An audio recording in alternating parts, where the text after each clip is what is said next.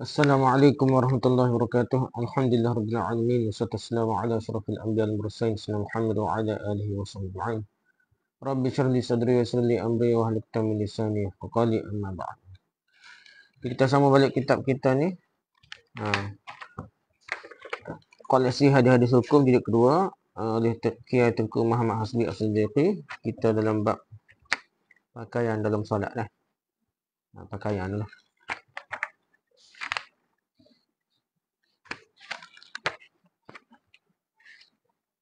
Jadi kita masuk dalam masalah kedua terbelah. Masalah kedua terbelah nah, kedua terbelah. Orang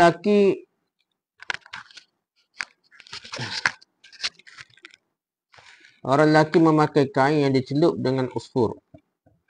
Kain merah, kain putih, kain hitam, kain hijau dan berwarna-warni. Macam mana lah? Orang lelaki pakai kain warna usfur macam kuning, macam oranye gitulah. Kain merah, kain putih, kain hitam, kain hijau dan berwarna-warni boleh ke tidak boleh? Hadis ke-504 an Abdullah bin Amr radhiyallahu anhu qala ra'a Rasulullah sallallahu alaihi wasallam 'aliya thawbaini mu'asfaraini faqala inna hadhihi min siyabil kufar fala talbasha wa Ahmad wa Muslim wa Nasa'i. Hadis ke-504 dari Abdullah bin Amr radhiyallahu anhu berkata Rasulullah sallallahu alaihi wasallam melihat aku memakai dua helai kain yang dicelup dengan usfur.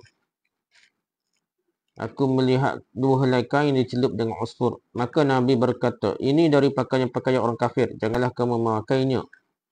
Hadis Ahmad, Muslim dan Nasa'i. Rujuk Muntaqah juz 1 berarti 96. Jadi di kata sini pakai kafir dia. Celup dengan usfur. Hadis ke-55 an Amr bin Shu'aib an abihi an jaddihi qala aqbalna ma'a Rasulillah sallallahu alaihi wasallam min saniyatin faltafasa ilayya wa alayya raytatun mudarrajatun bil asfuri faqala ma hadha fa'araftu ma kariha fa'ataitu ahli wa hum yasjuruna tinnurahum faqadhaftuha fihi thumma ataituhu min al-ghadi faqala ya Abdullah ma fa'alta ar-raytah فأخبرته فقال ألا كسوتها بعد أهلك رواه أحمد. Hadis ke-505 nombor hadis 505 dari Amr bin Shu'aib dari ayahnya dari datuknya berkata kami berserta Rasulullah SAW kembali ke kota dari Saniyah, ini satu jalan di bukit atau satu tempat yang terletak di antara Mekah dan Madinah. Saniyah ni tempat antara Mekah dan Madinah. Satu jalan di bukit antara satu tempat yang terletak antara Mekah dan Madinah, Saniyah. Rasulullah kembali ke kota dari Saniyah. Di dalam perjalanan itu Nabi melihat kepadaku. Waktu itu aku sedang berselimut kain lebar yang dilumuri dengan usfur. Yang tidak rata celupannya lah. Tidak rata molek dengan warna oranye, kuning, oranye kita. Maka Nabi SAW bertanya apakah ini? Maka aku pun mengerti bahawa Nabi membencinya. Setelah aku sampai di rumah, sedang isteriku menghidupkan api dalam dapur tanah. Aku pun mencampakkan selimutku itu ke dalamnya, ke dalam apinya. Pada esok paginya aku pergi kepada Rasulullah SAW dan Nabi bertanya, wahai Abdullah, apa yang engkau telah lakukan dengan selimutmu itu? Maka aku pun mengkhabarkannya, bakarlah. Kemudian Nabi berkata, mengapa engkau tidak memberikannya kepada sebahagian seorang keluarga engkau dah? Ahlika, keluarga engkau biasanya. Isteri lah, orang rumah lah. Ahli keluarga tu orang rumah isteri, otin lah. Ada rahmat. Soalah hal-hal dunia boleh lah. Orang tin, orang lelaki tu malak. Hadis ke-506 an Ali bin Abi Talib radhiyallahu anhu qala nahani Rasulullah sallallahu alaihi wasallam an at-takhattumi bil-dhahabi wa an libas al-qassiy wa an al-qira'ati fi ar-ruku'i was-sujudi wa an libas al-asfar. Rawal Jama'ah inda al-Bukhari wa Ibnu Majah. Hadis ke-506 dari Ali bin Abi Talib radhiyallahu anhu berkata Rasulullah SAW mencegah kepadaku bercengcemah. Nabi lagi cengcemah. Memakai kain yang bercampur setera. Membaca Al-Quran dalam rukuk. Nabi lagi baca Quran dalam rukuk dan sujud. Rukuk dan sujud tak boleh baca Quran. Dan memakai kain dicelup dengan usfur. Dengan warna oranye. Hadis Jemaah Sunan Al-Bukhari dan Ibnu Majah. Rujuk Al-Muntaqah juz 1 mushaf 298. Hadis ke-57 Anil Barra ibn Azib radhiyallahu qala kana Rasulullah sallallahu alaihi wasallam marbu'an ba'ida ma bainal mankibaini lahu sya'run yablughu syahmatu udhunayhi ra'aituhu fi hullatin hamra'a lam ara syai'an qattu ahsana minhu muttafaqun alaih. Hadis ke-57 dari Al-Bara bin Azib radhiyallahu berkata adalah Rasulullah SAW tegap sekali badannya. Lebar bahunya, mempunyai rambut yang turun sampai ke bawah daun telinganya. Kau lihat beliau memakai sepersalinan pakaian yang berwarna merah. Yang belum pernah aku lihat ada yang lebih bagus daripadanya. Hadis Bukhari Muslim. Wujud Muntaqad 1128. Jadi Nabi pakai baju merah. Jadi merah dan kuning, orang yang tengah-tengah ni. Jadi ada kata merah ni, usfur pun kata merah. Ada katalah kuning. Usfur juga. Jadi ada setengah ni kata dalil ni soalan apa usfur tadi ni. Ada kata warna lain lah. Jadi dia pastinya Nabi sendiri pakai baju merah.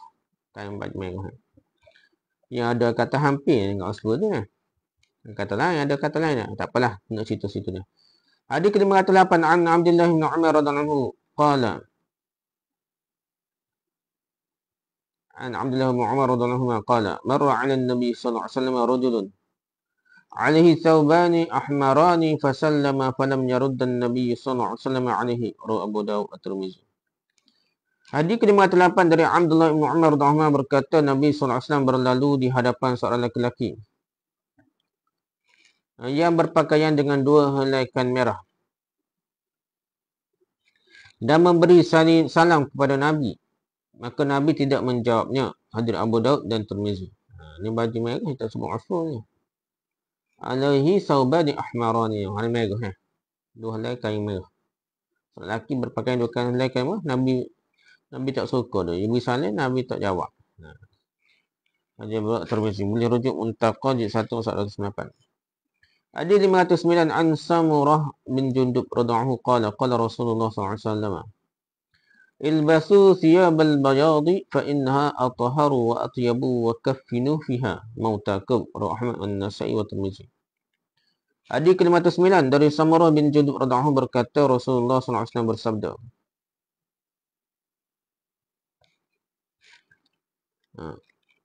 Rasulullah SAW bersabda pakailah kain-kain yang berwarna putih. Bayad thiyabul bayad. Kerana kain-kain putih itu lebih suci dan lebih baik. Dan kafankanlah orang-orang mati dengannya. Hadis Ahmad, Nasa'i dan Tirmizi. Rujuk Muntaqad 1/199. Di sini hadis ni Nabi suruh pakai pakaian putih. Dan kafan orang mati pun dengan pakaian putih ni. Jadi lebih kuat lah. Nabi suruh Nabi. Nabi tak suruh pakai lain. Warna lain ni. Tak suruh juga pakai jubah. Pakai warna putih ni tak kira t-shirt ke, jubah ke. Pakaian apa meja ke warna putih ke lebih baik lah keadaannya kerana ini arahan Nabi. Hadis ke-10 an Anas bin Malik radhiyallahu qala kana ahabbu thiyabi ila Rasulillah sallallahu alaihi wasallam ayalbasaha al-hira ral jamaah illa Ibnu Majah. Hadis nombor 510 dari Anas bin Malik radhiyallahu berkata, kain yang paling disukai oleh Rasulullah SAW ialah kain hibrah. Ini kain yang berwarna hijau. Hadis Al-Jamaah selain dari Ibnu Majah. Rujuk Al-Muntaqad 2/109. Ini katanya Nabi suka kain warna hijau. Tapi Nabi suruh warna putih. Nabi tak suruh pakai warna ini je lah. Okey, hadis ke-59. An Abi Rimsah radhiyallahu qala ra'aitu Rasulullah sallallahu alaihi wasallam wa 'alaihi burdani akhdarani rahul khamsah illa Ibnu Majah. Hadis ke-59 dari Abu Rimsah radhiyallahu berkata, aku lihat Rasulullah SAW memakai dua helai kain buatan Yaman yang berwarna hijau. Kain buatan Yaman warna hijau tu Nabi pakai lah. Dua helai dah. Hadis Ahmad, Abu Daud, An-Nasa'i dan Tirmizi. Boleh rujuk dalam Muntaqad 1/109. Di hadis ke-512 an Aisyah radhiyallahu anha qalat kharaja an-nabi sallallahu alaihi wasallam dzata ghadatin wa 'alaihi mirtun murahhanun min sya'rin aswad. Ahmad wa Muslim wa Tirmizi. Hadis nombor 512 dari Aisyah radhiyallahu anha berkata pada suatu pagi Rasulullah SAW keluar dari rumah dengan memakai kain terbuat dari bulu. Alaihi mirtun murahal. Kain yang terbuat dari bulu yang padanya ada gambar sekedip unta ni. Yang dibuat dari bulu hitam. Min sya'rin aswadan. Hadir Ahmad, Muslim dan At-Tirmizi. Jadi muntaqad 113. Ini Nabi pakai. Ikut hadis ni lah. Pakai Yaman. Pakai pakaian dia buat daripada bulu yang ada gambar sekeduk unta ni. Sekeduk ni macam tempat duduk ni lah. Apa-apa plano. Plano unta dia buat daripada bulu hitam ni. Gambar plano ni. Gambar plano unta. Okay, gambar unta, gambar plano unta ni.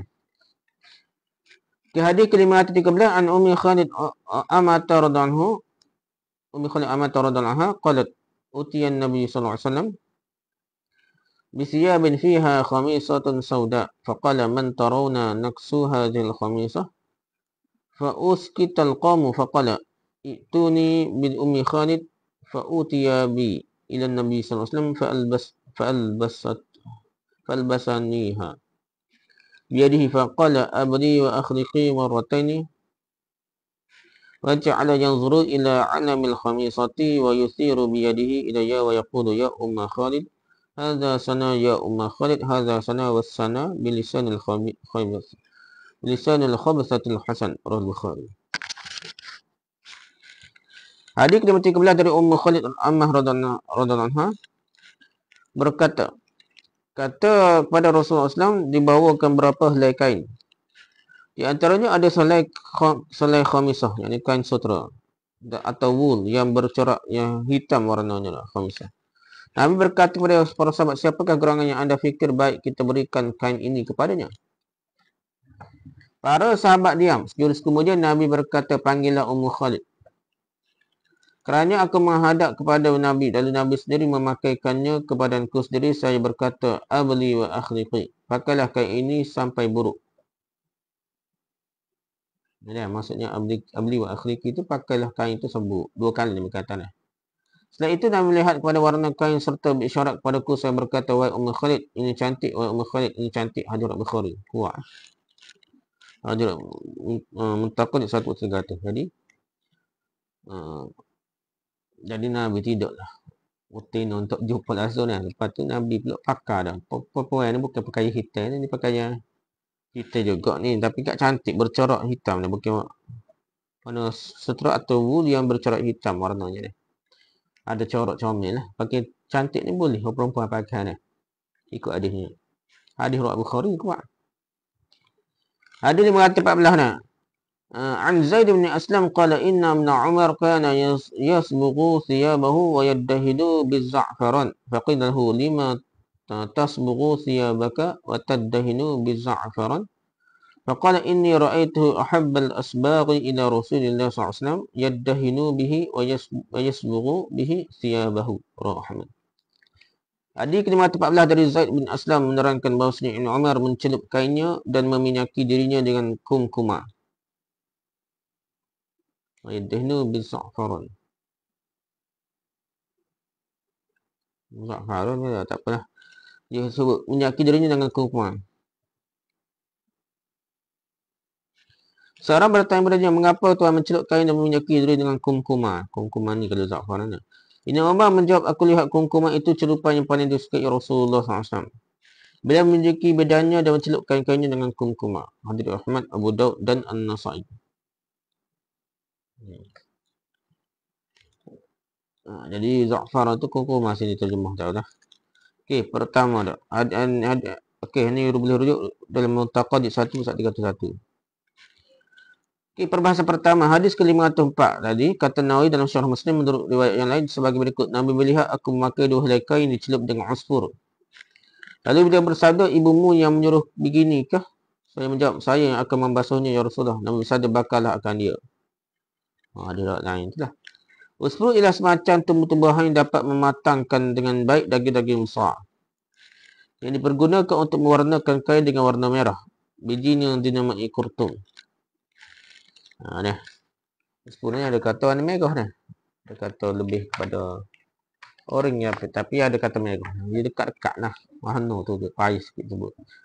Di sini menyatakan bahawa kita tegah memakai kain dicelup dengan usfur warna merah. Dia kata sini merah, usfur. Okay, hadis ke-505 diriwayatkan juga oleh Abu Daud dan Ibn Majah. Amr bin Syaib menerima hadis ini dari ayahnya yang menerima dari datuknya. Menurut riwayat Ibn Majah ada perkataan Nabi. Itu tidak mengapa buat perempuan. Hadis 505 ni boleh untuk perempuan. Hadis ke-504 tu orang kafir. Tak kira tin jatuh. Tapi hadis ni kata boleh lah. Sekali perawinya selain dari Amr bin Syaib menurut para ulama hadis adalah kepercayaan siqah. Hadis ini menyatakan bahawa syarak melarang orang lelaki memakai kain celup dengan usfur. Juga menyatakan bahawa para wanita boleh memakainya dan tidak membolehkan membakar sesuatu yang dapat dipergunakan orang lain. Jadi sini, walaupun haram bagi orang tertentu, boleh untuk orang lain. Akan tetapi menurut riwayat yang diterima dari Muslim, Nabi menyuruh membakarnya. Pula dah tadi dia. Hadis ke-506 menyatakan bahawa kita ditegah membaca Al-Quran dalam rukuk dan sujud. Kerana rukuk dan sujud itu tempat membaca tasbih dan doa sahaja, bukan Quran. Dan menyatakan lagi bahawa ditegah memakai kain dicelup dengan usfur. Setelah ada usfur, ada pasal sujud. Ini ada untuk guru mana, dia ada ajar dah. Tuk guru Gunung Jerai dah. Dia kata, suruh baca dalam sujud ke apa. Tak boleh lah Al-Quran. Tak boleh baca sujud. Suruh baca Al-Quran dan sujud bertentangan dengan hadis Nabi. Tuk guru bersama mana pun bercanggah dengan hadis tak boleh baca. Tak boleh ikut. Tuk guru pun manusia lupa kelapa dah. Ini pakar belakang percaya. Sebar dalam TikTok. Hadis ke-507 diriwayatkan juga oleh Nasai, Tirmizi dan Abu Daud menyatakan kebolehan memakai pakaian berwarna merah. Ahmar. Ada beza ke ahmar dan usfur ni? Ada perbahasa pula ni. Sini betul-betul merah lah. Nak bakar dah. Ataupun setengah ketika usfur ni orang dekat dengan merah. Apa beza warna merah? Tiba-tiba Nabi pakai merah.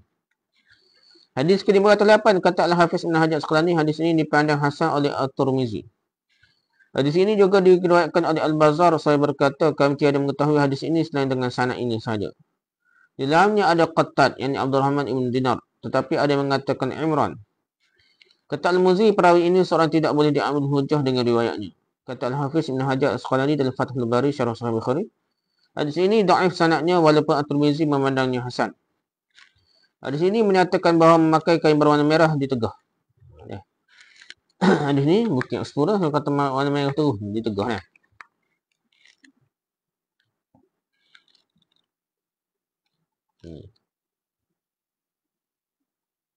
Dia pakai mana? Nabi tak jawab salah lah. Okey, hadis ke-509 kata Al-Hafiz Ibn Hajar dalam Fathul Bari, hadis ini sanadnya sahih. Asy-Syafi'i dan pengarang-pengarang sunnah meriwayatkan hadis-hadis yang semakna dengan ini dari Ibn Abbas. Dari itu disahihkan oleh Ibn Qattan dan Tirmizi juga Al-Hakim. Ibn Hibban ada meriwayatkannya. Hadis ini menyatakan bahawa kita disukai memakai kain yang berwarna putih dan mengkafankan orang mati dengan kain putih kerana kain putih lebih bersih dan lebih baik dari selainnya. Kain putih mudah diketahui kotornya dan segera dapat dibasuh. Itu lebih dia kain putih ni. Lebih bersih sungguh lah. Okay, hadis ke-510 menyatakan bahawa kita disukai memakai kain hibrah. Kain hibrah ni iaitu kain yang agak berwarna hijau. Dah macam hijau. Hadis ke-511 kata At-Tirmizi, hadis ini hasan qarib. Kata Al-Munziri, Abdullah dan ayahnya Iyad yang menerima hadis ini dari Abu Rimsah yang Rifa'ah Ibn Yasrabi, kepercayaan siqah. Hadis ini menyatakan bahawa kita disukai memakai kain berwarna hijau kerana kain berwarna hijau itulah pakaian ahli syurga. Terlihat hadis tu lah. Tapi hasan qarib kata ni. Tak gagah mana lah. Tu ahli Arqam yang pakai warna hijau ke hadis ni lah. Kerana kain berwarna hijau ialah pakaian ahli syurga sebagian tegaskan oleh Allah dalam Quran. Surah ke-21, surah Ad-Dahr, surah ke-76 ayat kedua dah. Yang artinya pakaian mereka ahli syurga adalah kain sutera hijau. Pakaian mereka ahli syurga adalah kain sutera hijau. Jadi kias itulah dah. Hadis ke-512 At-Tirmizi mensahihkannya. Hadis ini menyatakan bahawa memakai kain hitam untuk baju dan lainnya tiadalah dibenci. Jadi corok ke gapo, kain warna hitam ke gapo tak masalah. Hadis ke-513 kata Asma'i, dimaksud dengan khamisah ialah kain sutera bersegi empat warnanya hijau. Kata Abu Baid, khamisah itu sehelai kain bersegi empat bercorak dua. Nabi bermaksud dengan katanya, pakailah kain ini sampai buruknya. ialah memohon pada Allah semoga memanjangkan umur orang yang memakainya. Di sini menyatakan bahawa orang perempuan boleh memakai kain hitam. Boleh pakai kain hitam, boleh pakai kain setera hijau, enggak pun lah boleh.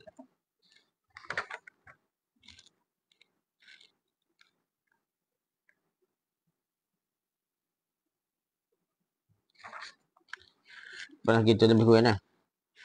Hadis ke-514. Menurut pendapat Al-Muzri, sanad hadis ini dipersisihkan oleh ulama. Abu Daud dan An-Nasai tiada menyebutkan kata kumkumana. Al-Bukhari Muslim ada meriwayatkan satu hadis dari Ibnu Umar yang bermakna aku telah melihat Rasulullah mencelup kain dengan warna kuning. Kerana itu aku suka mencelupkannya dengan warna kuning. Kuning pula dah. Di sini menyatakan bahawa kita disukai mencelupkan kain dengan warna kuning dan meminyaki diri dengan kumkumah. Okey, tentang hal kain dicelup dengan usfur warna merah. Tak apalah perbahasan panjang lagi. Okey, kita pergi perbahasan kedua. Perbahasan kedua, golongan al-Turah, anak beranak keluarga Nabi lah, mengharamkan kita memakai kain dicelup dengan usfur. Golongan ini berpegang kepada zahir tegahan yang dimaksudkan oleh hadis Abdullah bin Umar, hadis yang 500, hadis Ali, hadis 502 dan hadis Abdullah bin Umar, hadis 504. Jumhur ulama sahabat, tabi'in, atba'nya Abu Hanifah, Malik dan Asfa'i membolehkan demikian. Boleh. Maka tak kata haram lah. Demikian menurut keterangan Ibn Ruslan dalam Syarah As-Sunan. Kata Imam Malik dah, sungguh pun begitu memakai kain tiada dicelup dengan usfur lebih utama. Tak kata haram, lebih utama. Menurut suatu riwayat dari Malik bahawa beliau membolehkan kita memakai kain dicelup dengan usfur di rumah dan perkarangannya. Boleh. Kalau celup di rumah boleh tak? Ini ikut Imam Malik lah. Bila memakruhkan kita memakainya di tempat-tempat orang ramai dan persidangan umum. Pakai kain kuning. Boleh tempat ramai-ramai tak boleh dah. Kuning, orange ke apa dah. Merah ke apa dah. Kata Ibn Ruslan, segala ulama memakruhkan kita memakai kain dicelup dengan usfur. Ada kata bukan masalah warna, tapi masalah usfur sendiri dah.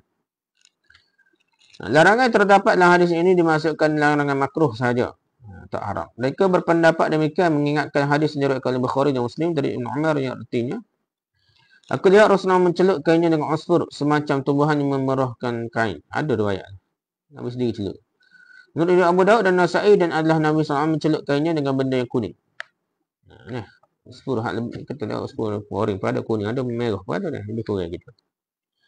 Kata Asy-Syaukani, mungkin benda kuning yang Nabi pergunakan untuk mencelupkan kainnya bukan kuning usfur.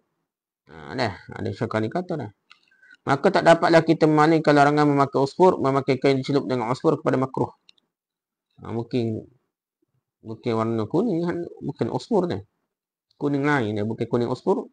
Kuning keorenan tu bukan, tapi kuning lain dah. Segala ulama mempertanggungkan larangan ini menurut An-Nawawi kepada orang yang sedang mengerjakan haji.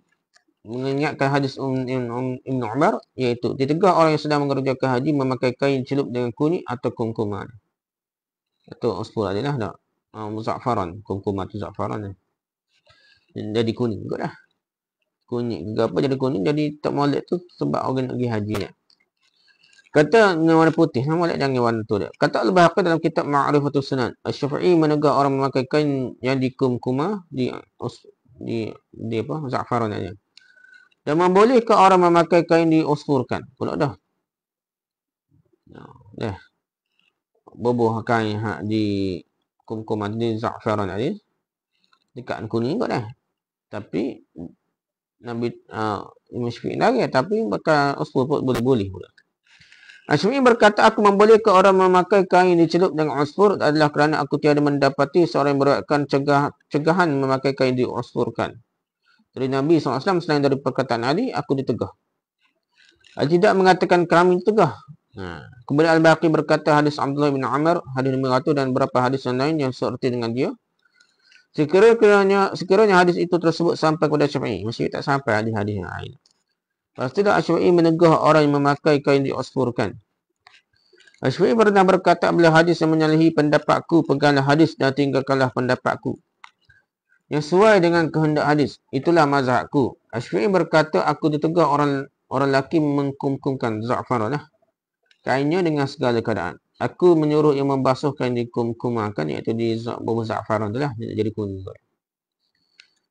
Kata Al-Bahaqi Asy'ari menuruti sunnah dalam soal mengkum-kumakan kain. Maka menuruti sunnah dalam hal mengusfurkan lebih utama lagi.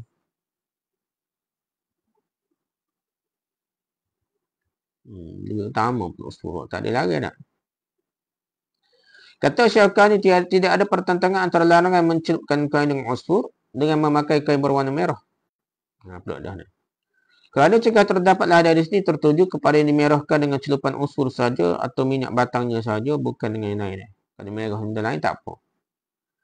Jadi usfur ni payah dekat dengan merah ke, dekat dengan kuning ke dah. Orange ke ataupun merah dekat. Jadi adakah warna-warna tersebut ataupun kerana usfur? Dia kata Syakani kata sini warna dengan usfur tak boleh. Warna dengan lain tak apa dah.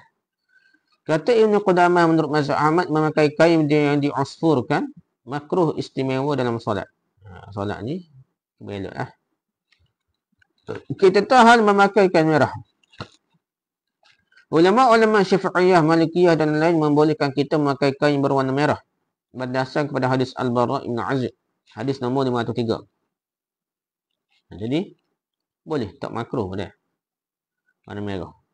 Ulama-ulama Hanafiyah dan golongan Itrah, Al-Bait, keluarga Nabi, memakruhkan kita memakai kain berwarna merah berdasar kepada hadis Abdullah bin Umar, hadis nombor 504.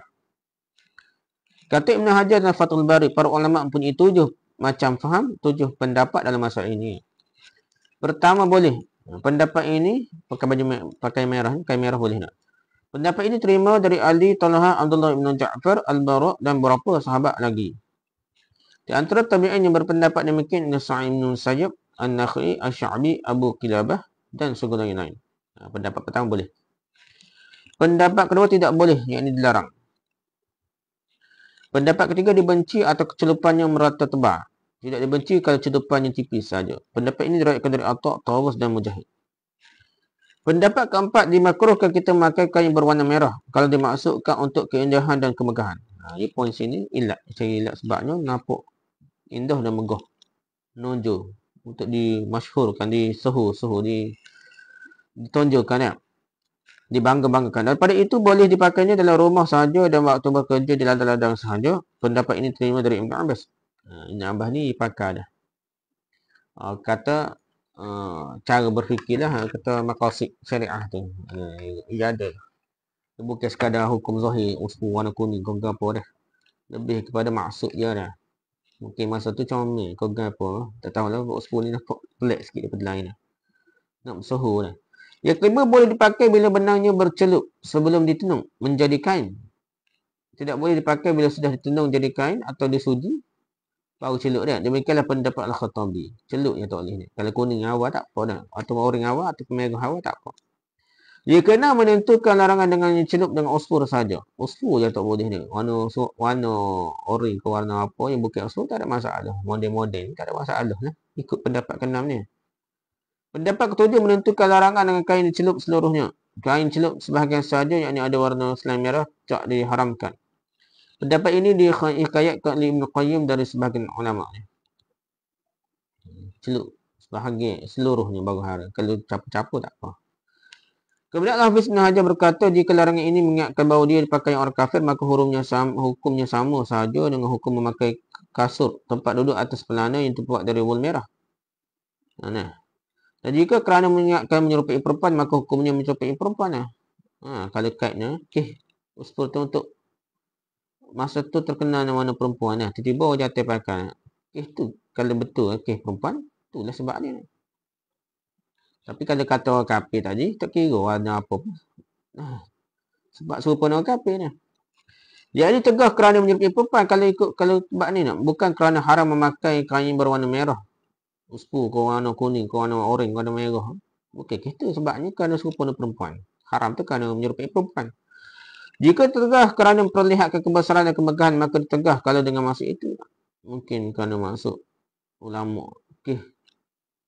Nampak macam menonjol tak. Pakaian tu masyhur. Nampak menonjol sangat. Bagus lah. Kalau tidak, pendapat Malikiyah yang kuat, yakni membolehkan memakai kain merah di rumah-rumah, dilarang memakainya di pertemuan-pertemuan dan di perjamuan-perjamuan. Jadi, mazhab Maliki tu dia kata, okey, nampak nak menonjol tak? Jadi, pakai tepat di rumah, tak apalah. Pakai di tempat backwah, kata-kata tempat apa? Kenduri kahwin, kenduri apa-apa, jamuan parti-parti beramai orang, maka itu dilarang. Kalau anggap kerana tu dah. Itu perbahasannya. Okey, mencelup kain dengan warna kuning. Pasal Osfur ni lebih pada orange. Dia nak merah ke ada merah. Kita lebih pada kuning ni. Jadi pun tadi warna merah ni. Okey, mencelup kain dengan warna kuning pula. Kata Al-Munziri, para ulama bersih faham tentang mencelup kain dengan warna kuning. Dan meminyakinya dengan kumkuman, dengan za'faran naknya. Segelintir ulama mengatakan bahawa dicelup oleh Nabi SAW dengan yang menguningkan itu janggutnya sahaja. Sebagai ulama lain mengkumkuman, kena tak? Za'faran tu kan janggut dan lain-lain. Memakai kain putih. Seluruh ulama menunatkan kita memakai kain berwarna putih. Demikianlah juga memakai kain hitam dan kain hijau pun tak ada masalah, sunat atau apa gitulah. Gambar binatang di kain. Kata Nawawi, tidak ada perselisihan pendapat tentang kebolehan kita gambarkan di kain, gambar sekedup dan gambar-gambar rumah.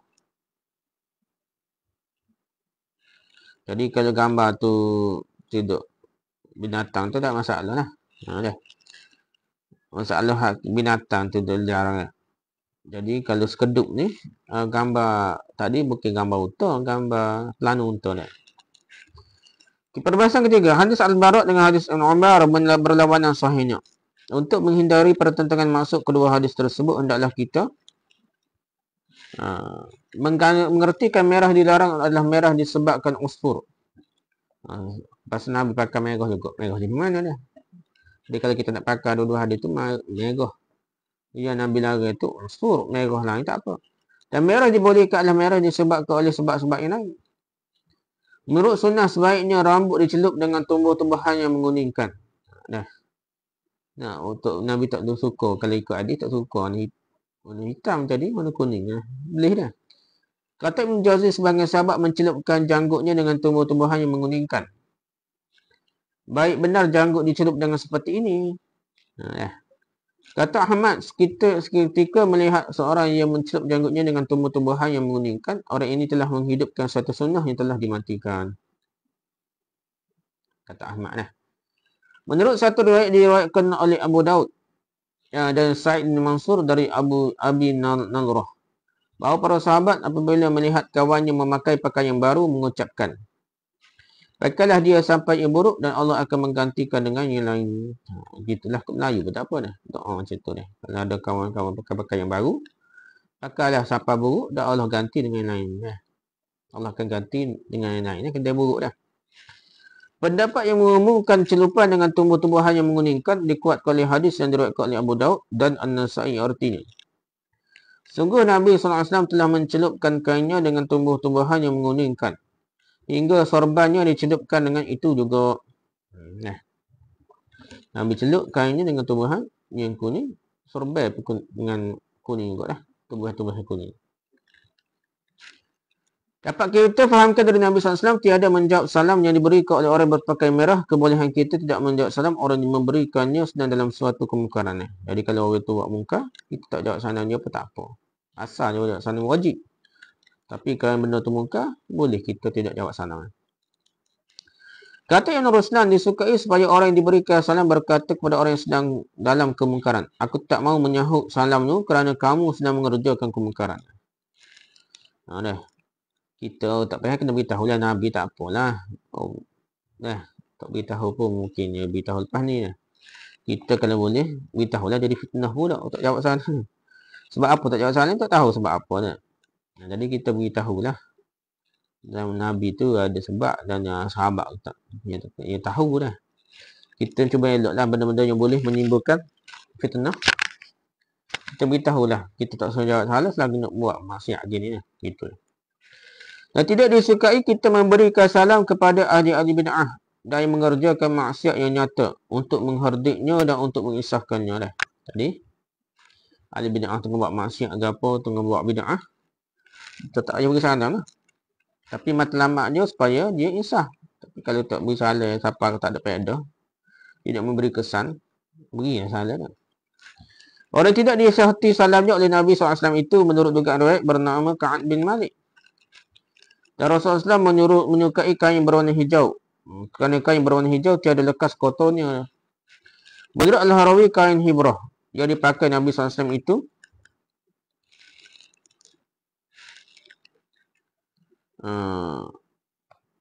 kain hibrah yang dipakai oleh kain hijau adalah mana ada. Al-Harawi, kain hibrah dipakai Nabi SAW itu bersulam dan bergaris-garis hijau warnanya. Menurut Ad-Dawudi, warna kain hibrah itu hijau. Kain hijau adalah pakaian ahli syurga. Itu perbahasan panjang lah. Jadi payah juga perbahasan ni. Ulama pening kita je pening lah. Ulama pun pening lah. Nak putuskan yang mana sebenarnya boleh lah. Jadi kita ada setengah tu kalau ulama dia tengok maqasid, dia suka pendapat jadi macam Imam Malik tadi lah. Atau kepada usul ni nampak macam perempuan lah. Perkara tu lebih kuat lah. Jadi usul ni macam perempuan ataupun bukanlah pada kafir maksudnya. Pasal ada riwayat tu Nabi beri perempuan lah.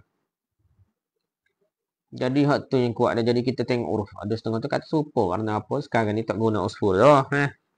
Zaman moden perwarna lain ni. Jadi warna kuning ke warna merah ke warna orange ke. Tak boleh kata usul lah. Ada juga kata kita ni. Kita tengoklah zaman sekarang. Mungkin zaman tu uruf. Dia lebih pada perempuan. Lebih pada menunjukkan diri warna orange, warna merah. Warna kuning, orange, merah ke apa tu lah.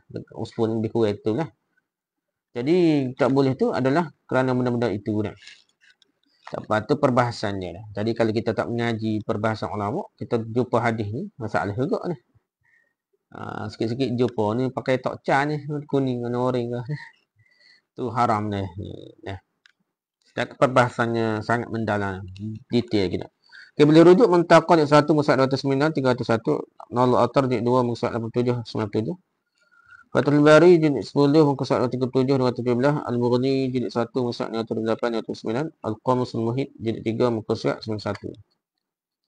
Okay, habis nah. Masalah ke-218 dah. Kita pergi pada masalah ke-219 pula.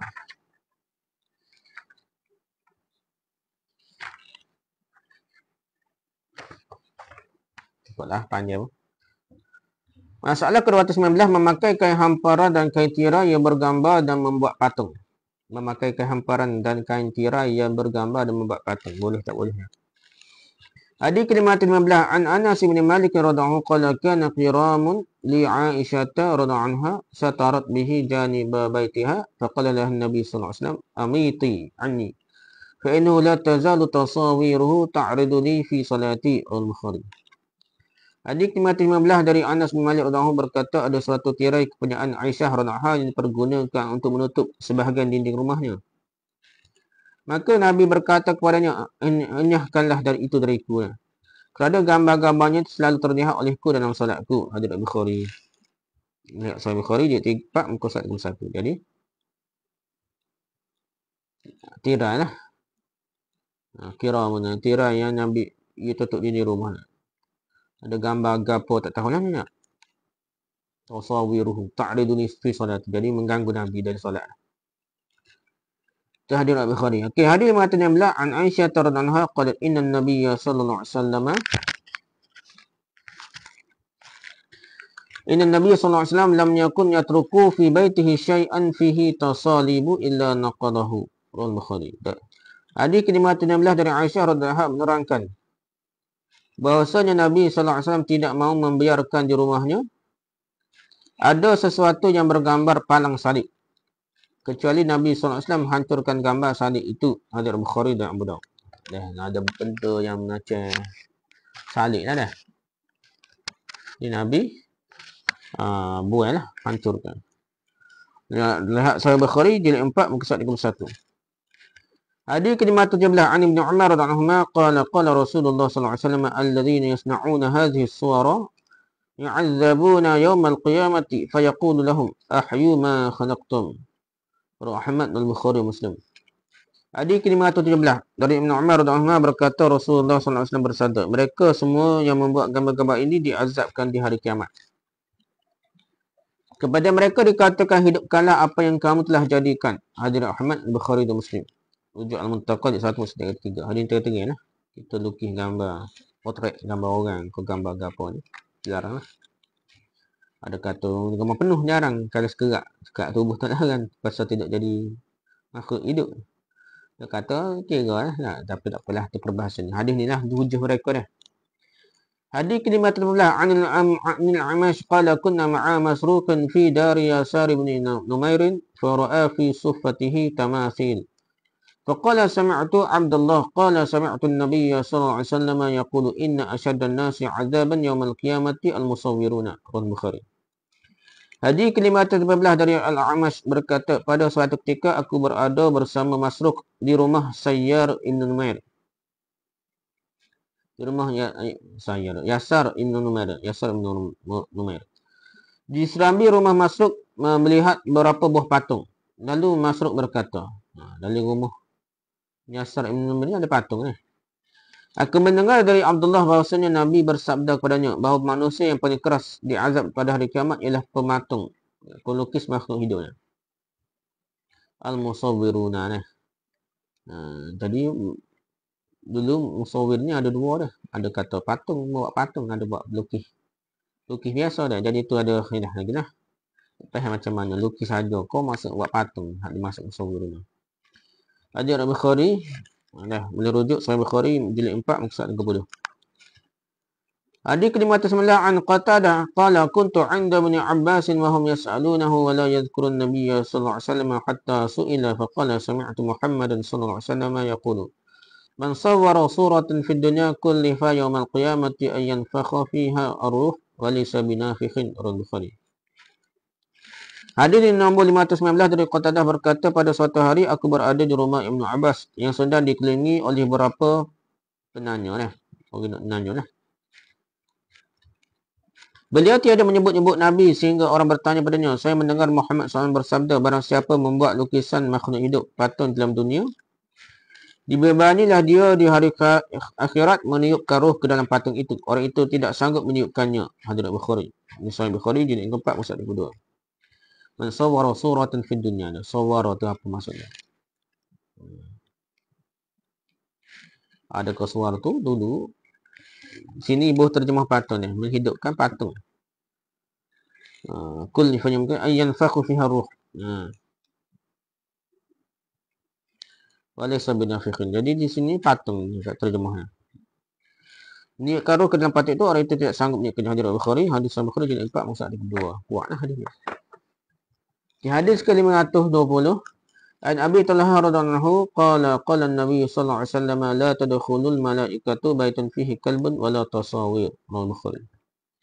Hadis 520 dari Abu Talha radhiyallahu berkata, Nabi sallallahu alaihi wasallam bersabda, malaikat tiada masuk dalam rumah yang ada padanya anjing dan atau lukisan-lukisan makhluk hidup. Tasawir ini terjemah dengan bukan patung ni, lukisan-lukisan makhluk hidup ni. Tasawur. Hadis Bukhari. Ya, Sahih Bukhari jilid 4 muka 30. Mereka tak masuk rumah yang adanya anjing, ada pelukisan makhluk hidup. Hadis ke-521 Anil Qasim bin Muhammad qala inna Aisyah radhiyallahu anha nasabat sitran fihi tasawir fa dakhala Rasulullah sallallahu alaihi wasallam fa naza'ahu qalat faqata'tuhu wisadataini wa kana yartafiqu alaihima. Bukhari. Hadis ke-521 dari Al-Qasim bin Muhammad menerangkan bahawasanya Aisyah menggantikan tirai yang terlukis padanya berapa gambar. Tirai ada berapa gambar tu Aisyah ganti. Di ketika Nabi masuk, Nabi menurunkannya, turun gambar. Aisyah berkata, setelah Nabi menurunkan gambar, aku pun memotong-motong tirai itu dan aku jadikan 2 buah bantal sandaran. Nabi selalu bertekar siku di atasnya. Hadis Al-Bukhari dan Muslim. Dia mentakut 132. Jadi ada lukisan pada gambar tu, ada gambar tirai tu ada gambar. Nabi turun, Nabi tak usah kartun. Tapi Nabi lepas potong-potong jadi tidak penuh lah gambar tu tak. Jadi tak cantik, tidak apa agung lah. Tak batan-batan buat tidur, buat kenyek ke apa. Tekan siku lah ke apa, batan. Jadi tidaklah jadi pengagungan lah. Sebab itu ada perbahasa. Hadis-hadis ini menyebabkan tidak satu pendapat ulama lah. Adakah kerana gambar tu sendiri, adakah kerana dia pengagungan? Dah. Hadis kelima tu berdua Anil Qasim bin Muhammad qala inna Aisyah radhiyallahu anha ishtarat numruqatan fiha tasawir. فلما رآها رسول الله صلى الله عليه وسلم قام على الباب فلم يدخل فعرفت في وجهه الكراهة فقالت يا رسول الله أتوب إلى الله وإلى رسوله ماذا أذنيت قال ما بال هذه النمرقة فقالت اشتريتها لتقعد عليها وتوسلها فقال رسول الله صلى الله عليه وسلم إن أصحاب هذه الصور يعذبون يوم القيامة ويقال لهم أحيوا ما خلقتم وقال إن البيت الذي فيه الصور لا تدخله الملائكة رواه البخاري. Hadis kelima kedua dari Al-Qasim bin Muhammad menerangkan bahawasanya Aisyah membeli bantal sandaran yang terlukis padanya berapa buah gambar. Di ketika Nabi pulang, Nabi tidak mau masuk ke dalam rumah. Beliau berdiri di pintu rumah. Aku berkata, saya bertaubat kepada Allah dari dosa yang telah kukerjakan. Maka Nabi berkata, apakah keadaannya bantal sandaran ini? Menjawablah aku, untuk Tuhan duduk atasnya dan Tuhan bersandar. Mendengar itu Nabi bersabda bahawasanya orang yang mempunyai gambar-gambar ini, yang membuat gambar-gambar ini akan diazab di hari kiamat. Kepadanya dikatakan, hidupkanlah apa yang telah kamu jadikan. Dan bahawasanya malaikat tidak ada masuk dalam rumah yang ada padanya gambar. Ada kata patah-patah, ada kata gambar semua. Hadis riwayat Bukhari. Rujuk Sahih Bukhari jadi 4 surat 31. Suaru ni biasa lebih kepada patung nak. Tasawur tu gambar-gambar tu memang tahulah, lebih kurang je dah. Okey, hadis ke-503. Tapi hadis ni Aisyah dah. Tak ada Aisyah kata boleh. Hadis kuat lagi Bukhari Muslim. Ni kata riwayat Bukhari juga ni. Tadi kata boleh. Ni kata alih. Sama Sahih Bukhari. Tapi ada perbincangan ulama dah. Hadis ke-503 an Abi Hurairah radhiyallahu qala qala Rasulullah sallallahu alaihi wasallam atani Jibril faqala inni kuntu ataituka al-lailata falam yamna'ni an adkhula al-bayt alladhi anta fihi illa annahu kana fihi timthalu rajulin wa kana fil bayti qiramun sitrun fihi tamathil wa kana fil bayti kalbun qamur bi ra'si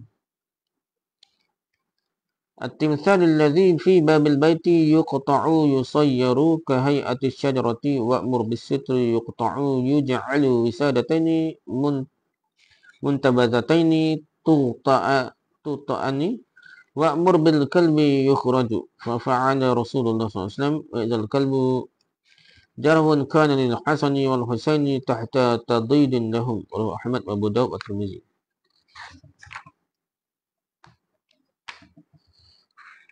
Hadis ke-53 dari Abu Hurairah berkata Rasulullah SAW bersabda, pada suatu hari Jibril datang kepadaku seraya berkata, semalam saya datang kepada Tuhan, aku dihalangi masuk ke dalam rumah. Jibril kata ke Nabi dah. Aku dihalangi masuk dalam rumah Nabi dah oleh patung orang yang ada pada pintu rumahmu.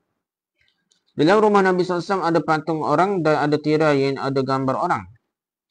Dan ada seekor anjing. Maka suruhlah supaya kepala patung yang ada di muka pintu itu dipotong. Kepala, bukan potong bawah, ada kepala je potong ni. Dijadikan berupa pohon kayu lah. Jadi macam pohon kayu, tak ada kepala dah. Dan suruhlah supaya kain tirai dipotong. Dan jadikan 2 bantal sandaran yang diletakkan di atas lantai dan diduduki. Dihina lah. Kain tirai tu potong. Dan juga suruhlah supaya anjing itu dikeluarkan dari rumah. Rasulullah SAW melaksanakan suruhan itu. Anjing yang dimasukkan itu sebenarnya seekor anak anjing kepunyaan Hasan dan Husain yang diletakkan di bawah tumpuk barang ni. Pegang anjing, maksudnya anak anjing ni, Hasan Husain. Hadis Ahmad, Abu Daud dan At-Tirmizi. Rujuk dalam rumah, jadi malaikat tak mau masuk. Hadis ke-524.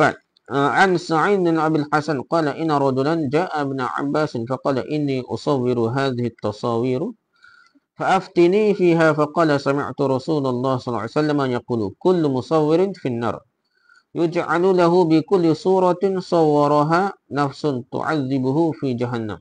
Fa in kunta la budda fa'ilan faj'al asyajara fama la nafsa lahu. Muttafaqun alaih.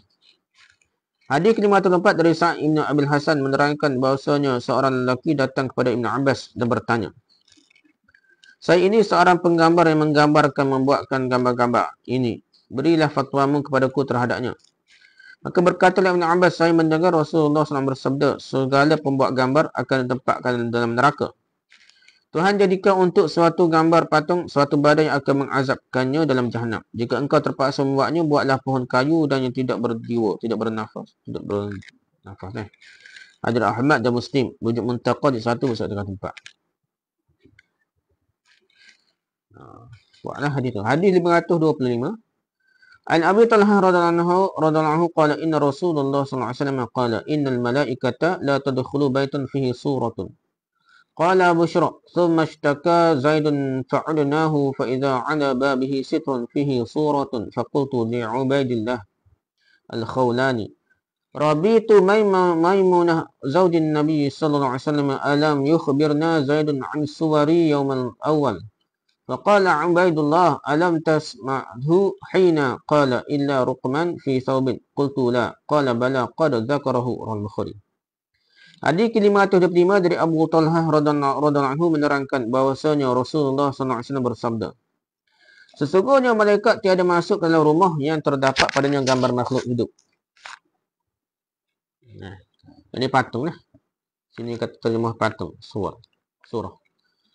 Busyra berkata, kemudian Zaid sakit lalu kami menjenguknya. Kami dapati di pintunya seletera yang menggambar.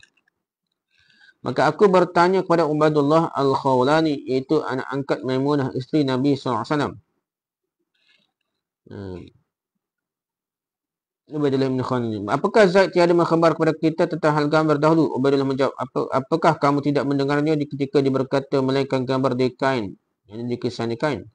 Aku menjawab tidak. Kata Ubaidullah, dia sungguh pernah mengatakannya. Hadis Bukhari. Kalau kain tak apa pun kata sini. Illa ruqman fi thawbina. Pakaian. Bukan di kain, di pakaian lah. Pakai tubuh ni. Tak apa lah. Gambar pakai tubuh ni tidak sama dengan gambar yang dipaparkan di tirai, di dinding ke apa lain lah. Ikut hadis ni lah. Hadis Bukhari. Merujuk Fathul Bari juz 10 muka surat 321. Hadis ke-526 an Abi Nadhr qala dakhala Ubaidullah bin Abdullah ala Abi Talha al-Ansari ya'uduhu fawajada 'indahu Sahal bin Hunayf فأمر أبو طلحة إنسانا ينزع نمطا تحته فقال له سهل لما تنزع فقال لأن فيه تصاويرا قال فيها رسول الله صلى الله عليه وسلم ما قد علمت قال ألم يقل إلا ما كان رقما في ثوب قال بلى ولكن أطيب لنفسي وهو النسائي. Hadis ke-506 dari Abdul Nadhri berkata, Ubaidullah bin Abdullah masuk ke tempat Abu Talha al-Ansari yang sedang sakit. Tempat Abu Talha al-Ansari yang sedang sakit. Waktu itu ada Sahal bin Hunayf. Abu Talha menyuruh seorang menarik hamparan yang tidurinya. Maka Sahal berkata, mengapa Tuhan menyuruh menariknya? Abu Talha menjawab, kerana padanya ada gambar-gambar dan kita telah mengetahui apa yang Nabi katakan tentang gambar, lukisan. Sahal berkata, bukankah Nabi berkata terkecuali gambar lukisan yang di kain?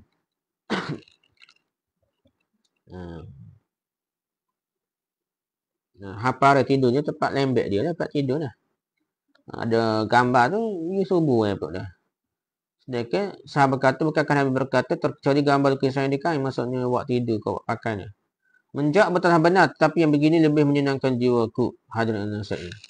Rujuk Sunan Nasai jilid 2 muka 300. Jadi ya, walaupun Nabi lari pada dinding ke apa, tapi dia tak sedap duduk juga lah. Teringat Nabi lari dulu. Walaupun Nabi kata kecuali hak di kain yang pakai pakaian ke ataupun di kain tempat yang hina lah. Lembek ke apa. Buat cadar katil ke apa. Jadi dia tak sedap hati juga. Dia subuh juga. Senang jiwa dia dah. Hadis ke-527 an Aisyah radhiyallahu anha qala kuntul abu bil banati fayatini sawahibi fa idza dakhala Rasulullah sallallahu alaihi wasallam fararna minhu wa ya'khudhuhunna Rasulullah sallallahu alaihi wasallam fayarudduhunna ilayya. Rawahu Bukhari wa Muslim. Hadis ke-507 dari Aisyah radhiyallahu anha berkata, aku bermain-main dengan patung-patung boneka berserta kawanku. Ada main ni daripada patung ni. Dalam keadaan itu Rasulullah SAW masuk lalu mereka lari. Maka Rasulullah membawa kawan-kawanku kembali kepadaku. Ayat Bukhari Muslim. Rujuk Tarhut Tafrib jilid 7 muka 8. Ada ubahah ni, ada ni tak setuju. Tapi Bukhari Muslim kuat dah. Ni hak tiba isu umur 9 tahun Aisyah kami pun tak. Sebab dia kawan-kawan aku cek. Tapi umur 9 tahun pun kita anggap sadah tak main-main yang kecil ni tu. Apalah, tu ada perbahasan di kalangan ulama dia.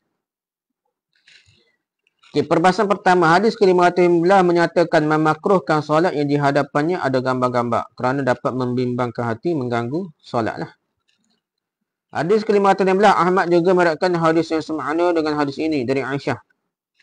Kata Al-Kashmahini, ada kata Al-Kashmahini, bukan palang salib yang terdapat pada kain itu tetapi gambar-gambar lain. Itu situ buah Nabi bersalib, gambar salib.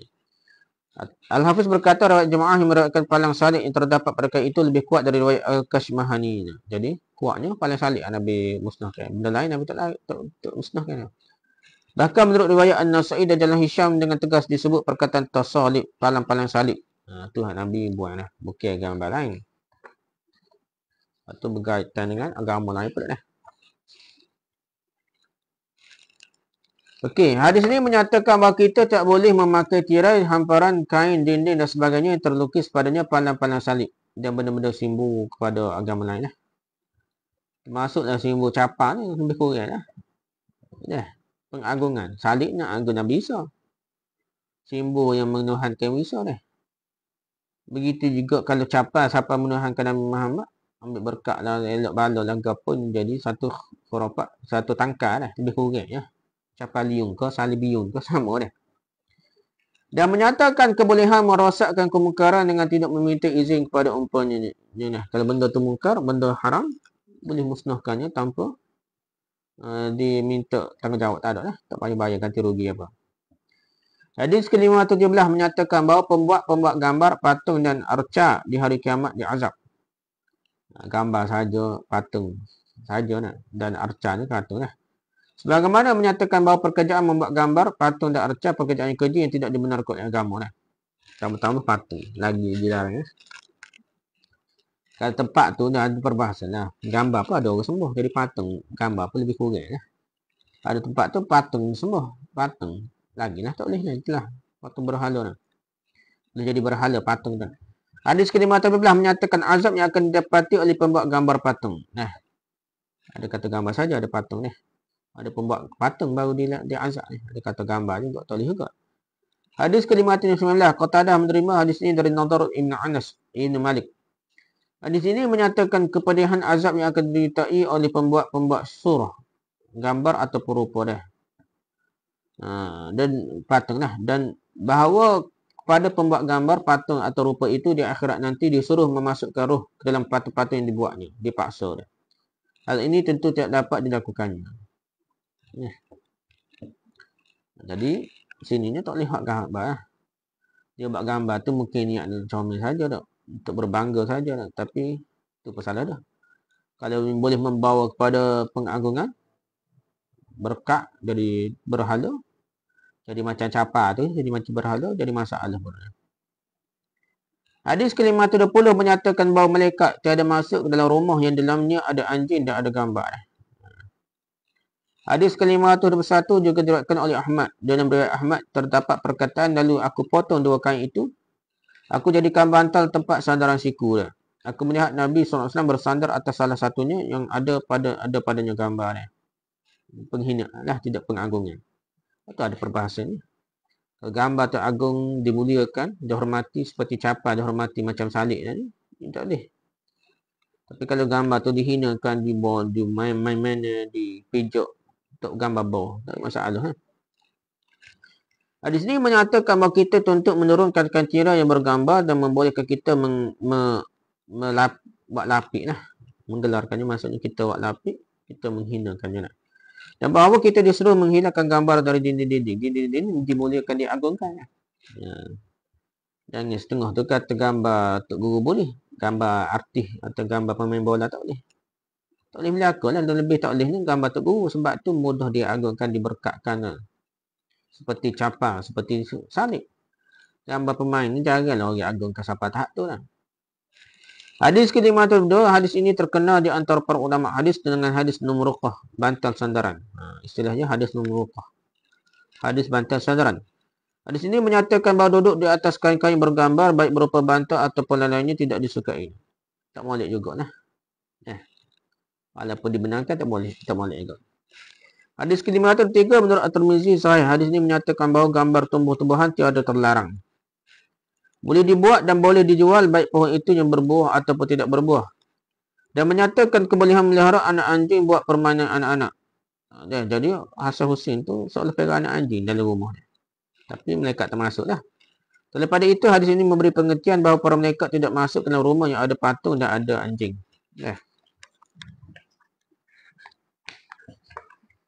Hadis ke-504 menyatakan kebolehan membuat gambar patung yang berupa pohon dan benda-benda yang tidak berjiwa.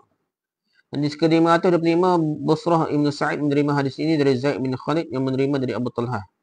Hadis ini menyatakan kebolehan gambar di kain. Kain tu boleh. Pakai baju ke ataupun lapik ke apa pun boleh. Yang tak boleh di dinding lah. Hadis ke-526 menyatakan kebolehan gambar di kain. Hadis ke-527 menyatakan kebolehan menyimpan atau mempunyai patung-patung boneka untuk permainan kanak-kanak. Patung tu berat lah, tapi dia main ni jadi berhina lah. Tidak diagungkan lah. Di perbahasan kedua, seluruh ulama menetapkan kemakruhan kita menghadapi dalam solat gambar-gambar dan atau kain-kain yang bergambar, mengadap depan kita, sejadah ke depan kita ke ada menggambar, sehingga ganggu, tak boleh lah. Poin ni jangan ganggu dah. Kata Hafiz Ibn Hajar Asqalani dalam Fathul Bari Syarah Sahih Bukhari, kalau solat menghadap ke tempat yang bergambar dimakruhkan, tentulah solat di atas tikar atau kain yang tergambar demikian juga lagi makruh lah. Sejadah lagi makruh kalau boleh menarik perhatian, ganggu solat. Kalau tak ganggu tak apa lah. Itu keadaan. Depan kita ada gambar atau tempat sujud ada gambar, atau sejadah lagi lah. Tak boleh lah. Tikar, sejadah, kain ada gambar lagi, tak boleh. Dia membuat lukisan patung dan arca-arca. Para ulama menjadi 4 golongan dalam soal ini. Pertama, golongan pertama mengharamkan segala patung dan segala gambar walaupun di atas kain dan di atas kertas sekalipun. Haram berlaku dah. Dan mereka larangan membuat surah gambar patung, begitu pula memakainya dan masuk rumah yang ada dalamnya gambar adalah umum hadisnya. Larangan tu umum. Mengenai gambar berupa rokam di kain, rokam ni macam lukisan atau tepek ni. Ataupun bukan di hamparan atau di mana saja, haram berlaku dah. Kata Zuhri, larangan membuat gambar atau patung adalah umum. Begitu pula memakainya umum. Memasuki rumah yang ada dalamnya gambar, baik gambar itu di kain atau bukan di kain, baik di dinding, di hamparan atau lainnya, tak boleh lakukan. Haram berlaku. Kata Ibn Battul, hadis Aisyah, hadis nombor 512 menyatakan bahawa Nabi SAW berosak gambar rupa baik yang dipunyai bayangan patung maupun tidak. Baik diinjak, diduduki ataupun digantung seperti gambar pada kain, pada dinding, pada hamparan, pada daunan dan kertas atau lainnya. Tak boleh lakukan. Kalau kata Hafiz Ibn Hajar sekali faham Ibn Battul ini sahih. Jika hadis ini memakai kata tasawir, gambar-gambar atau patung-patung, boleh dua makna. Padahal sudah diakui oleh ulama hadis bahawa kata terdapat dalam hadis itu kata tasalib, rupa palang salib. Golongan ini selain dari berdalil dengan hadis Aisyah, juga berdalil dengan hadis Ummu Umar. Hadis nombor 513, 514, 515, 516. Kata Al-Khattabi, siksa yang diperolehi pembuat gambar adalah mengingatkan patung-patung itu disembah. Dan kerana melihat padanya mungkin membawa fitnah. Tak sembah lagi, lepas ni jadi fitnah. Macam capar, mula tak sembuh. Lama-lama boleh jadi capar Nabi kononnya dah. Jadi sembuh. Jadi masuk dengan surah dalam hadis ini ialah patung-patung dari makhluk yang berjiwa. Ini ada nyamuk lah. Pakai capar lah sebenarnya. Pesalib pun bukan siapa, bukan bernyawa, tapi Nabi anggap berat lagi dalam lara dah. Kerana dia diagungkan. Kata Abul Ali Al-Farisi dimaksud dengan membuat gambar atau patung-patung di sini ialah mereka yang beriktikad bahawasanya Allah berbentuk. Lagilah ada mujassimah, musyabbihah. Okey, golongan kedua. Golongan kedua mengharamkan segala macam rupa gambar terkecuali lukisan dan dijadikan perhiasan, digantung di dinding atau di tempat-tempat terhormat. Bau larangan dah. Gambar.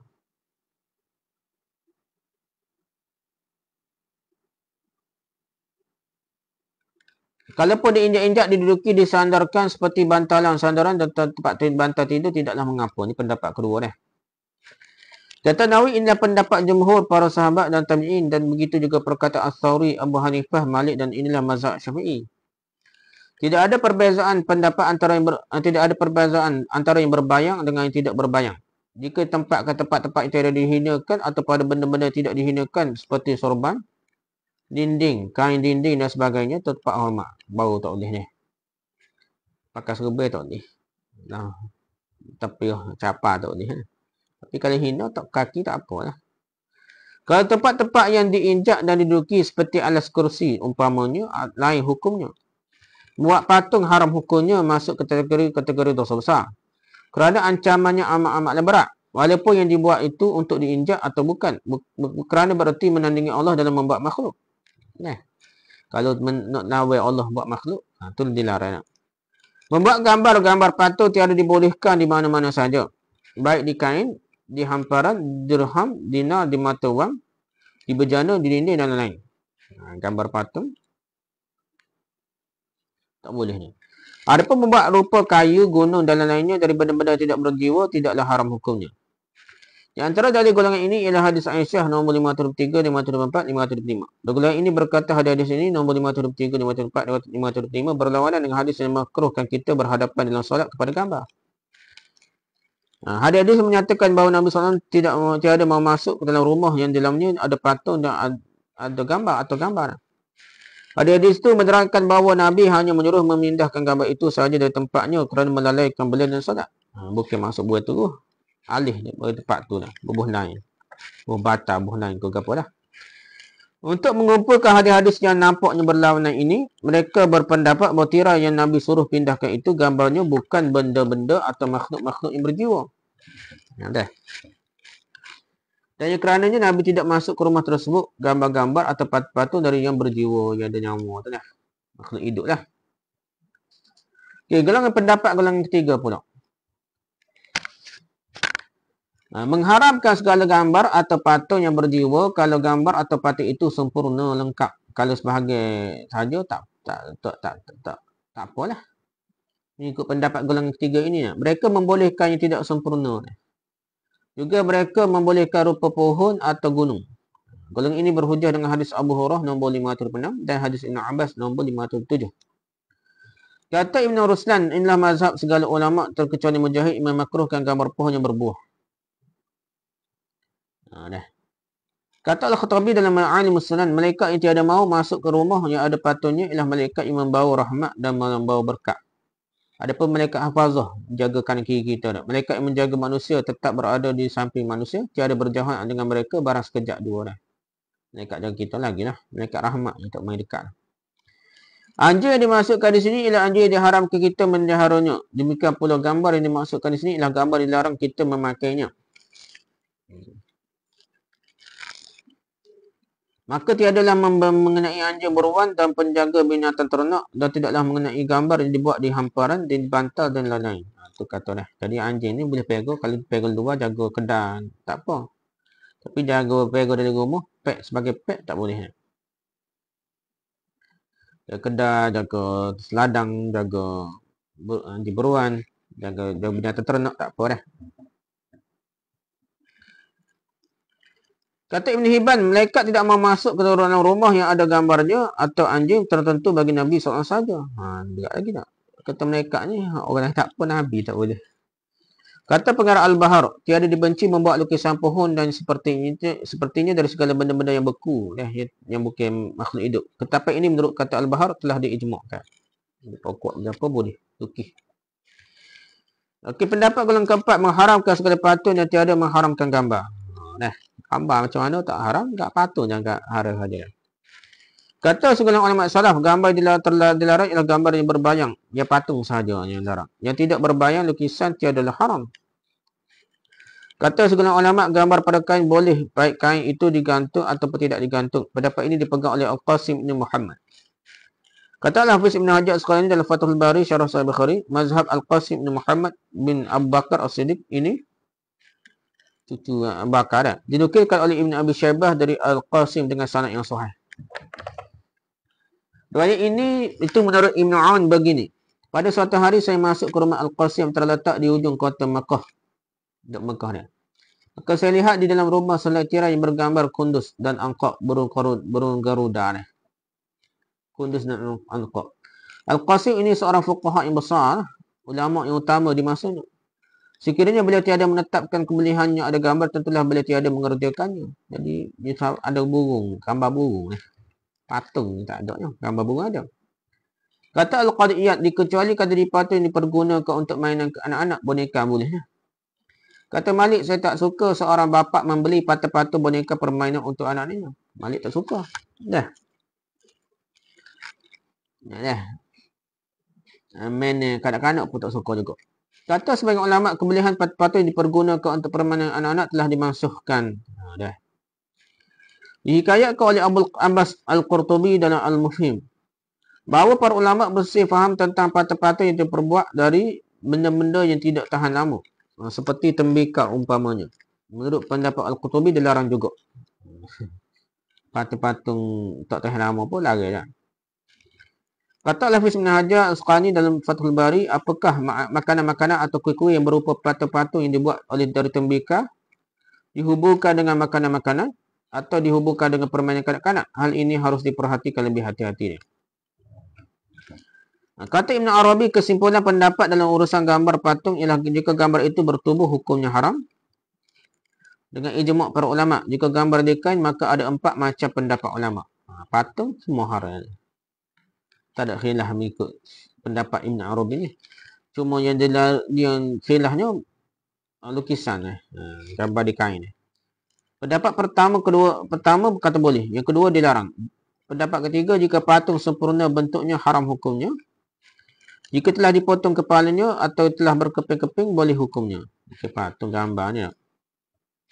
Inilah pendapat yang lebih sahih dalam soal ini. Pendapat ini dinukilkan dari Az-Zuhri dan dikuatkan oleh An-Nawawi.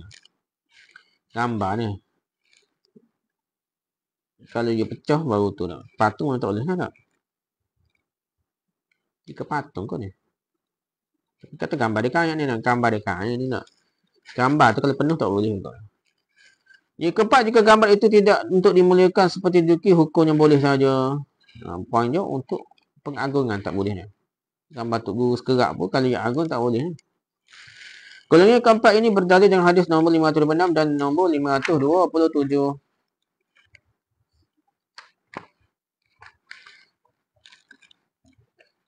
Okay, perbahasan ketiga. Perbezaan antara kata tasawur dan kata tasalib. Kata tasalib memberi pengertian bahawa gambar yang diharamkan di kain itu hanyalah gambar palang salib saja. Kalau sebut tasalib ni. Gambar salib atau boleh nak. Palang salib. Seumpama capar lah. Sekarang ni nak. Umpamanya. Kalimah tasawir mengumumkan segala bentuk. Kalau tasawir ni bukan salib saja. Semua gambar lah. Segala rupa. Baik patung, baik gambar, baik arca. Patung semua dipanggil tasawir. Golongan yang membawa lafaz tasawir memahamkan bahawa apa yang ditegaskan oleh Ibn Battal. Golongan yang membawa lafaz tasalib dan satu hadis memahamkan bahawa yang dicegah itu ialah membuat palang salib saja baik di kain ataupun lain-lainnya. Tentang keharusan merosakkan kemungkaran dengan tidak usah meminta izin kepada yang tuan punya lah. Dikuatkan lagi oleh pekerjaan Nabi SAW pada hari kemenangan Mekah. Waktu itu Nabi masuk ke dalam masjid lalu memecahkan segala patung-patung yang ada dalamnya yang berjumlah 316 buah patungnya. Sambil mengucapkan Ja'al haqq wa zahaqal batil. Ja'al haqq wa zahaqal batil. Baca 360 buah berhala. Kesimpulan. Ni. Golongan pertama mengharamkan segala patung dan gambar walaupun di atas kain dan di atas kertas sekalipun. Pendapat golongan pertama. Golongan yang kedua, mengharamkan segala rupa gambar kecuali yang tidak berbayang dan tidak jadikan perhiasan yang dihormati. Jadi patung lah. Gambar yang tak berbayang ni bukan patung lah. Hal patung haram. Dan tidak jadikan perhiasan yang dihormati. Kalau gambar, kalau hormat tak boleh juga. Kalau patung tak boleh dah. Kalau gambar boleh, kecuali dia dihormati. Kalau hormat, agungkan, gambar Tok Guru pun tak boleh lah. Lagi tak boleh lah. Pasal mudah jadi berhala. Tok Guru mudah jadi berhala ni bukan gambar artis. Bukan gambar pemain bola lah. Golongan yang ketiga mengharamkan segala yang rupa gambar atau patung yang berjiwa. Haram lah. Gambar membolehkan gambar atau patung tidak berjiwa. Sebagaimana membolehkan pula patung-patung berjiwa jika tidak sempurna perbuatannya. Ada kata gambar sekerak boleh lah. Dan membolehkan pula patung-patung buat permainan kanak-kanak. Mereka menyamakan patung tidak sempurna pembuatannya dengan yang tidak berjiwa, mengingatkan bahawa benda-benda makhluk-makhluk yang berjiwa, jika telah dipotong kepala umpamanya tidak dapat hidup lagi di keluar rohnya. Maka sama dengan yang tidak berjiwa lah. Kerak kepala, kerak apa. Jadi macam potong lah. Tak jadi macam benda hidup lah. Golongan yang keempat membolehkan segala rupa gambar di kain, baik kain itu digantung atau dibentangkan indah mazhab Hanabilah, mazhab Hanbaliyah. Kata boleh. Kain ni kalau betul ke gatal kau tak ada masalah. Kalau kain, kalau gambar di kain. Patungnya tak boleh. Hadis yang berhubungan dengan hal gambar ini amat banyak. Satu sama lainnya berlainan. Apabila hadis ini dikompromikan dan difahamkan dengan saksama satu persatu, hasil kesimpulannya sebagai berikut. Hadis-hadis yang mencegah gambar atau patung dengan secara umum ditakhsiskan, dikhususkan, dihilangkan keumumannya oleh hadis-hadis yang membolehkan gambar di kain, di kertas. Dengan adanya hadis yang menerangkan kebolehan patung boneka buat permainan kanak-kanak, kita berkeyakinan bahawa gambar atau patung yang sebenarnya diharamkan hanyalah yang diperbuat untuk disembah, diagungkan, dikhawatiri menjadi pujaan. Disembah ataupun dikhawatiri jadi sembah. Inilah yang diharamkan menurut pentahkikan kami. Bukanlah itu saja, tapi ada unsur boleh mengagungkan, memuliakan. Maka kita dapat menetapkan bahawa kita tiada dibolehkan menyimpan patung-patung yang menjadi sembahan suatu golongan dan tiada dibolehkan membuat patung yang ditakuti akan menjadi sembahan kelak. Atau pujaan yang melihat batas. Gambar-gambar Tok Guru dah. Tegasnya membuat patung tugu dapat patung pemimpin. Jika tidak ada kemungkinan akan menjadi pujaan dan sembahan boleh. Kalau akan menjadi pujaan dan sembahan tidak boleh.